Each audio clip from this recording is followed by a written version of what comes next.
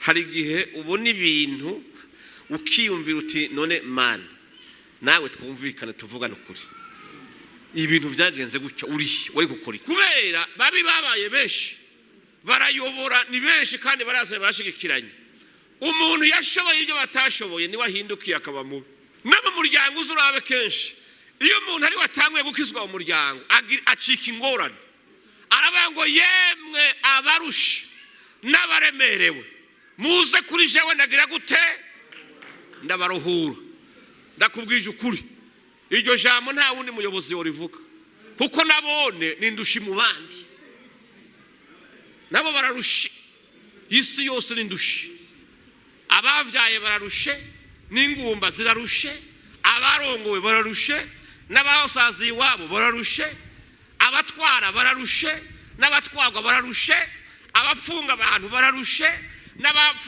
n'abapfunzwe bararushe abarya bararushe n'abashore isi yose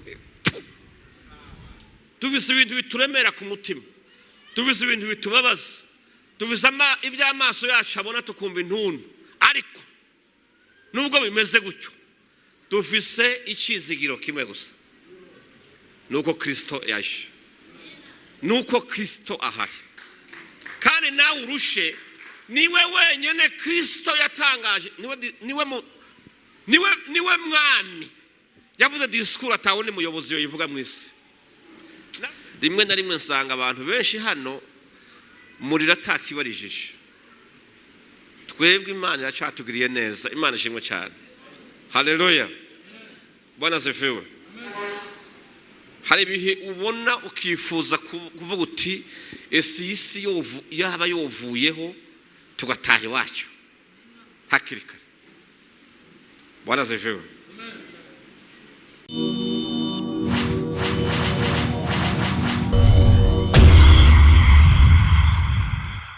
arabandikira ikicete ca mbere kugira ngo abashiremo intege abarindishe nubwo bari mu ngorane nubwo bari mu vyago nubwo bariko barahamwa nubwo bariko baratotezwa ntibagera ahantu bocika intege ngo bihakane umwami Yesu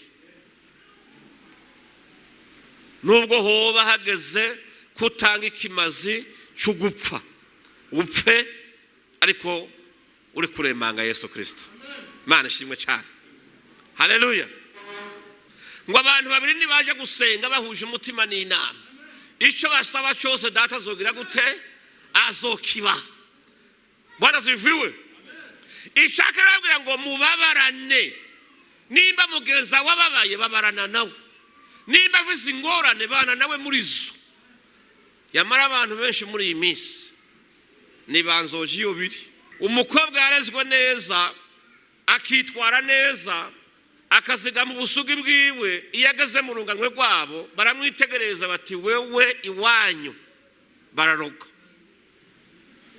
tivyumvikana wewe iwanyu bararoga urumva niwe ari marginalize niwe kibazo niwe ateye isoni mu bandi kubera babi babaye benshi barayobora ni benshi kandi baraze barashigikiranye umuntu yashoboye ibyo batashoboye ni wahindukiye akaba mubi no mu muryango uzurabe kenshi iyo umuntu ari watanguye gukizwa mu muryango acika ingorane niko bimeze batavuga ko wataye ubwenge ugomba konona akazoza kawe warasaze mu mutwe bwarayamye kandi ari wewe wabishoboye ari ufise Imana muri wowe ni ubaye n'urupfunguruzo mu muryango ukwinjiza umugisha ni wewe ubaye n'inkinzo yabo kuko usengera mu muryango ya myuka mibi y'abarozi n'abakonikoni babarume ntisubira kwinjira imitima y'abantu iremerewe hirya y'ejo nariko ndaraba documentaire ahantu yicara nshira amaboko mu mutwe ndiyumvira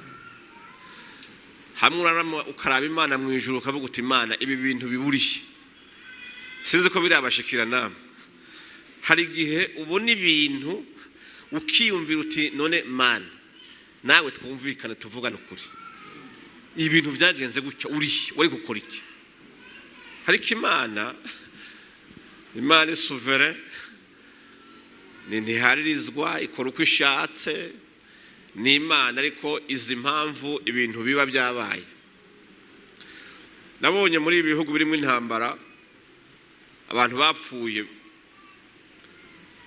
abavyeyi barapfa, umudamu yaravize akana konka koko ntikapfa, bamwicira ku musozi, akana kaguma konka ibere rya nyina amaze iminsi yarapfuye. Bakerekana hari bya bisiga bya bindi biza kunobagura ibintu byapfuye, bariko batesha urwo rusiga ngo ntitwara ko kana kasigaye ari imitsi gusa, kuko ntacyo konka, nta maberebere yarakiri. Barakarokora baragatwara, Imana ndaze ko izoreka kakabaho. Ariko ndiyumvira rimwe na rimwe nsanga abantu benshi hano murira atakibarijije. Twebwe Imana iracatugiriye neza, Imana ishimwe cyane. Haleluya. Bwana asifiwe. Hari ibihe ubona ukifuza kuvuga uti ese isi yaba yovuyeho tugataha iwacu hakiri kare. Bwana asifiwe. Muri twebwe hano ndabizi neza hari umuntu utotuka ngo wijane, ndabesha. Hari umuntu utotuka ngo akure kugenda, yo kurungikira igitutsi kimwe uvuga uti iki gitutsi ni icy'umurokore kweli. Imana dufashe. Ariko yivuze ngo ntimusubize, ntimugare igitutsi ku kindi. Imana ishimwe cyane. Haleluya. Aravuga ngo ivyo mubigerane, ivyo guhamwa murimwo mubigerane umuhezagiro, kuko arico mwahamagariwe kugira ngo namwe muragwe umugisha. Imana dufashe cyane. Imibabaro muriko muracamo, agatotezo muriko murabona, ivyago muriko murahura, ngo mubigereranye n'umuhezagiro. Bwana asifiwe. Ngo kuko arico mwahamagariwe kugira namwe muragwe umugisha. Imana ishimwe cyane. Amen. Mwanditsi wa Zaburi ya 34 kuri 12 kuri 16 hari amajambo hari avuga ngo ugomba gukunda ubugingo bwiwe, ugomba kubona iminsi myiza, abuze ururimi rwiwe goye kuvuga ibibi. Hari n'umwe atagomba ubugingo bwiwe, hari n'umwe adakunda ubugingo bwiwe, hari n'umwe atifuza kubona iminsi myiza. Hari uhari? Ntawe. Ariko umvereza ababigomba icyo bakora, abuze ururimi rwiwe goye kuvuga ibibi, ngo kandi azibukire ibibi akora ibyiza, arondera amahoro ayakurikire kugira ngo ayashikire. Kubera iki? Inyonga z'uhoraho ngo ziri ku bagororotsi biwe, amatwi y'Imana ari ku byo basenga, ngo ariko igitsure cy'uhoraho kiri kubakora ibibi.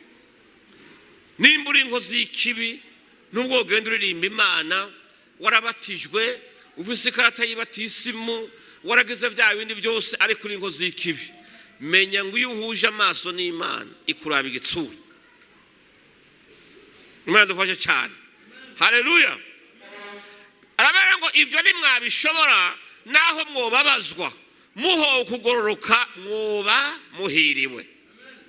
Ntimuze mutinye ibyo babakangisha, ntimuhagarike imitima, mwubahe Kristo mu mitima yanyu, mwitegure kwishura umuntu wese ababajije inyanduruko y'ivyizigiro biri muri mwebwe. Imana ishimwe cyane. Ariko mumwishure mufise ubugwaneza, mutinya Imana, mufise imitima itari mwijwi ribagiriza ikibi, ngo kugira ngo no kuvyo muvugwa nabi abatuka ingeso zanyu nziza zo muri Kristo bagire gute? Bamaramara, bamere nk'abandi batuka inka. Umuntu araraba inka akabura icyo yoyituka, akayitegereza akavuga ati busa bw'igicebe. kandi ubwiza bw'inka buri hehe? Buri kwica. Imana ishimwe cyane. Reka ube mwiza bagutuke, ariko babura ibyo bagutuka bavuma gutuka ikiri ku bwiza bwawe. Imana ishimwe cyane. Haleluya. Igihe cyose utazokora ibyo abanyamahanga bagomba kandi bakunda gukora, niko Petero yakarandika.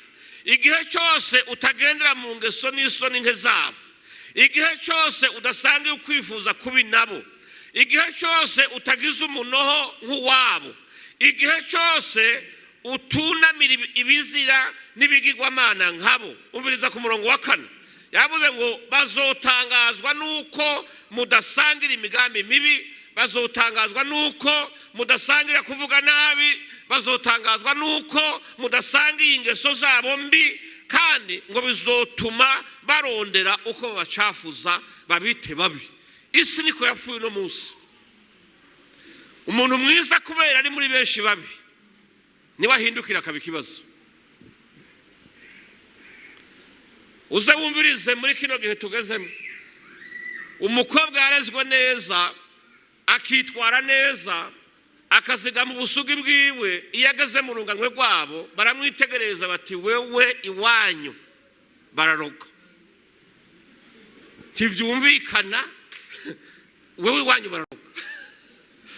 Urumva niwe ari marginalize, niwe kibazo, niwe ateye isoni mu bandi, kubera babi babaye benshi, barayobora ni benshi kandi baraza bashigikiranye.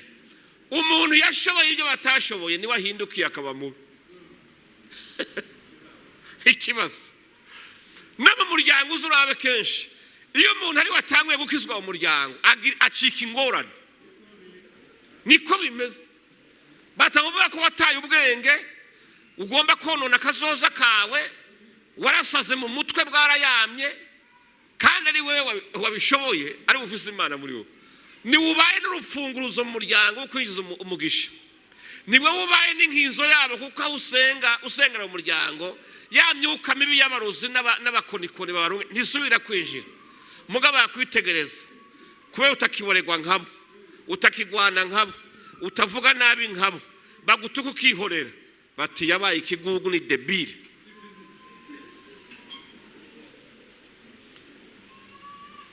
Abantu bakajyana inzara bakavuga bati naka sinzi byamushikiye yarabaye nabi, ntakigira ubwenge bukwiye, timurazi ingene yaryosha inzoga ari mu bandi, kiyago ciwe cyari ciza, rwazi ingene inkumi zamukunda, rwazi ingene abasore bamwiruka inyuma, ibi nibi bati yewe yaradegeye kopo. Abapfuye bagatwenga muzima. Imana dufashe cyane. Haleluya. Bwana zifiwe. Ariko Bibiliya itubwira ngo shikama. Komereraho nyene. Ureke bagutuke ariko ntubasubize bitutse. Ureke bakugirire nabi ariko nani waje kubasubiza ubasubize iciza. Paulo yandikira Abaroma mu gice cya 12 umurongo wa 22 umene yavuze ngo ikibi ntikibaneshe, aho ikibi mu kukinesha mukinesheshe iciza. Harahari yavuze ngo niwahura n'umwansi wawe ashonje mugaburire.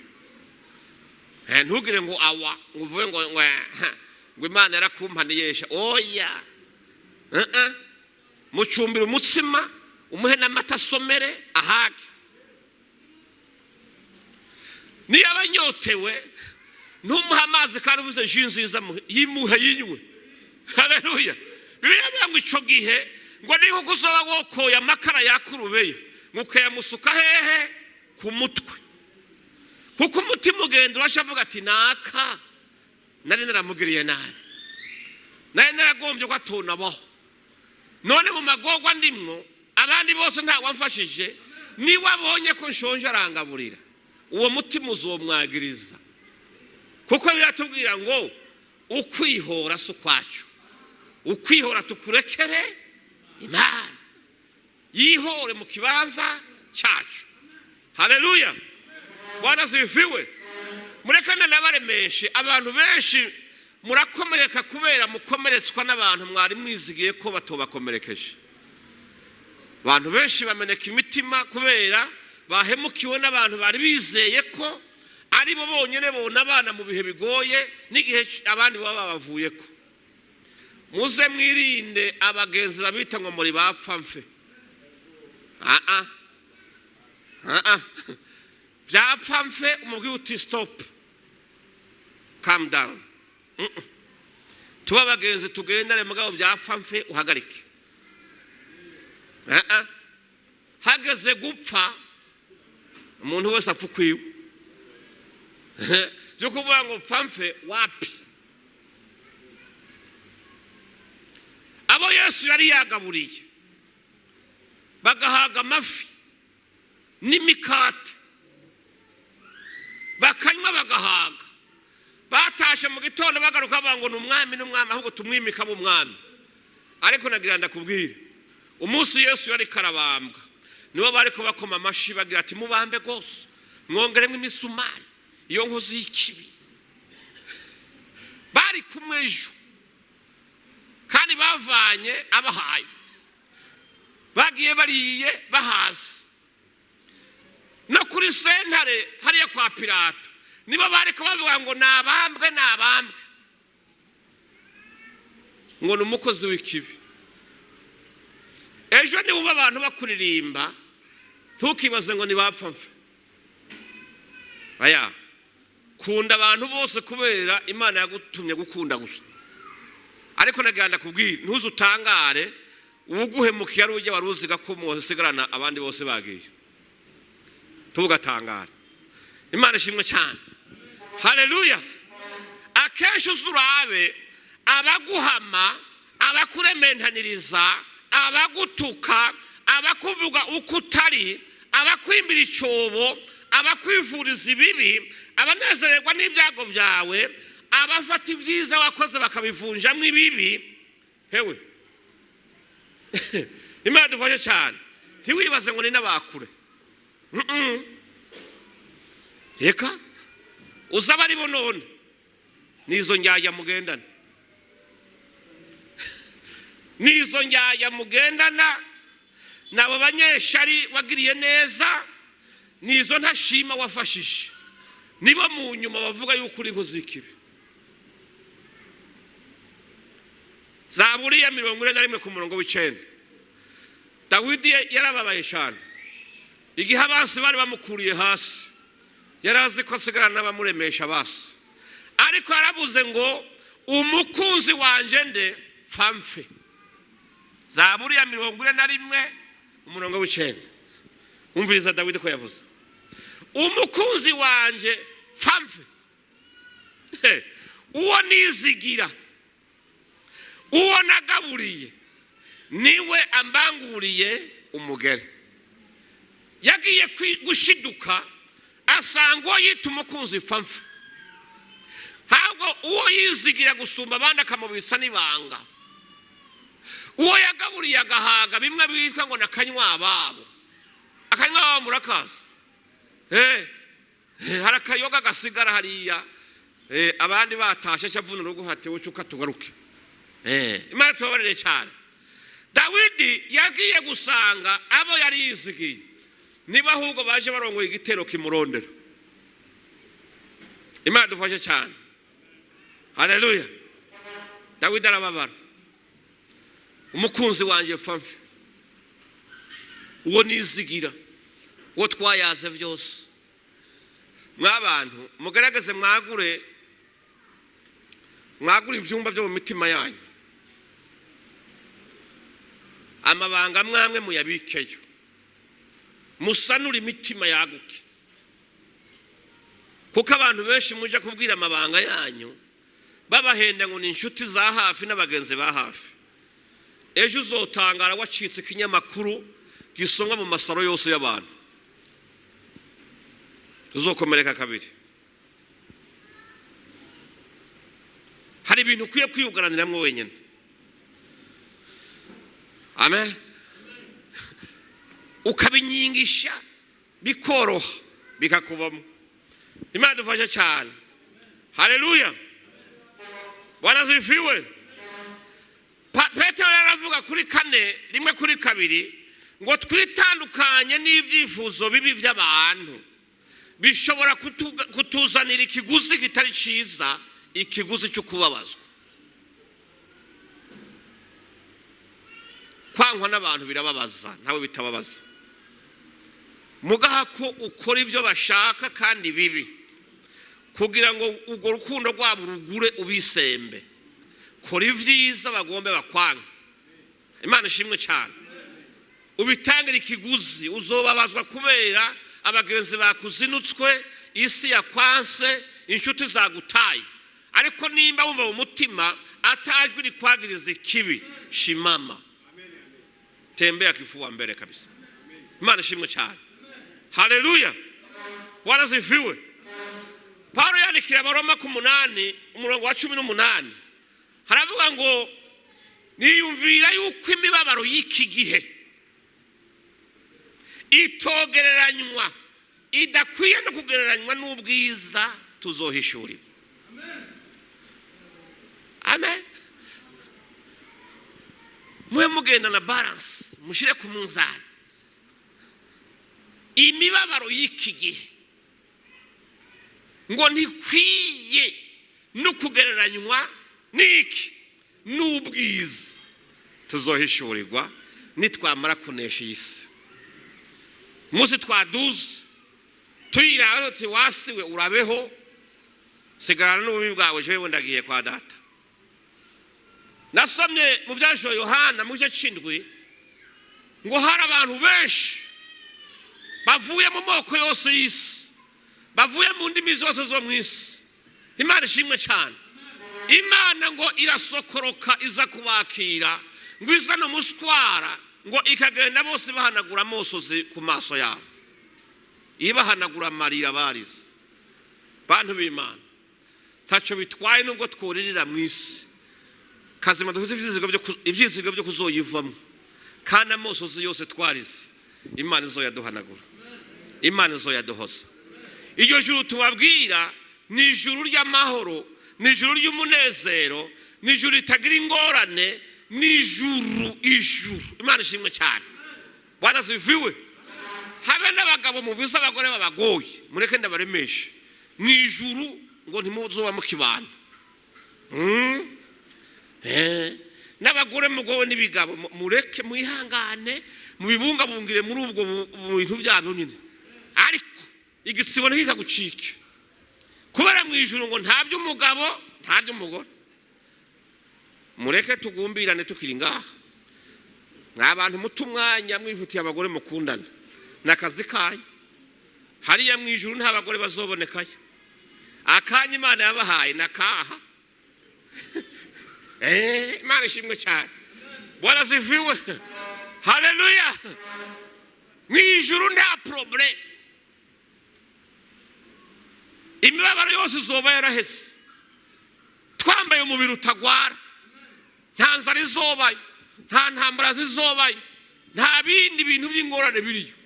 Nduzobaho ngo umurimo azoba ari umwe gusa, ngo tuzobaho turirimba indirimbo z'urudashya. Uwo munsi twese tuba turabaririmbye indirimbo zikibiriraho z'amajwi meza, turirimba apana ngo ejo nahiya yejo ngo bizogenda gute, ngo mbega ngo ivi na ivi. Oya, ni ibihe bitagize gute bidashira.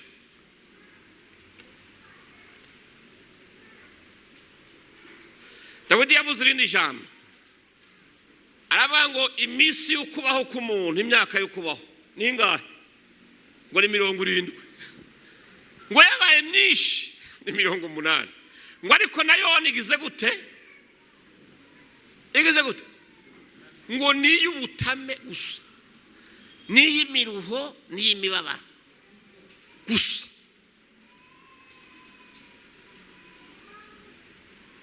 None isi murayiboheramwo, abandi duhiganirwa ubuzima budashira, ibihe bidashira, 70 y'imiruho, 70 y'imibabaro. Urukundo wakunze umuntu Satana aza akagwiva yangamwo, rugahinduka amarira y'ijoro, ugahinduka amavesi abantu baheze n'amavesi ngorane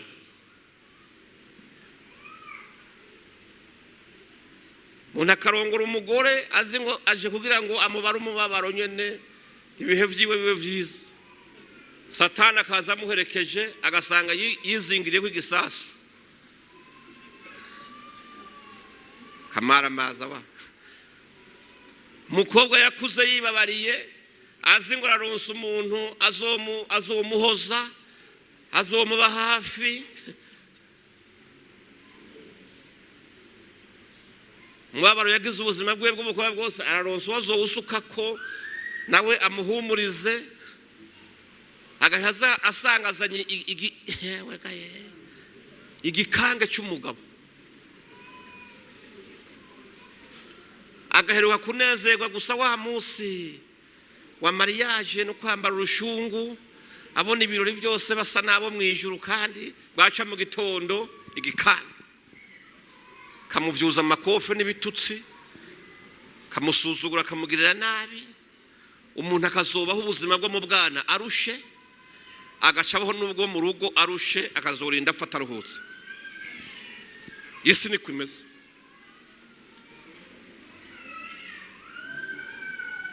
naho nagomba kubarangira rero ngo nyabuna abantu bose nubwo twaba turi mu bidusugereza bibabaza imitima yacu tuvise ibintu bituremera ku mutima tuvise ibintu bitubabaza tuvise iby'amaso yacu abona tukumva intuntu ariko nubwo bimeze gutyo dufise icyizigiro kimwe gusa nuko Kristo yaje nuko Kristo ahari kandi nawe urushe niwe wenyene Kristo yatangaje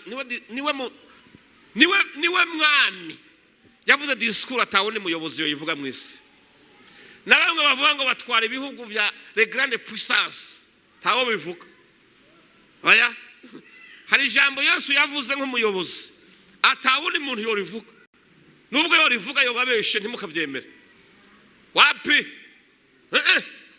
Yesu yavuze ahagarara hari kuri wa musozi asanza amaboko aravuga ngo yemwe abarushe n'abaremerewe muze kuri jewe ndagira gute ndabaruhura ndakubwije ukuri iryo jambo nta wundi muyobozi yorivuga kuko nabone nindushi mu bandi nabo bararushe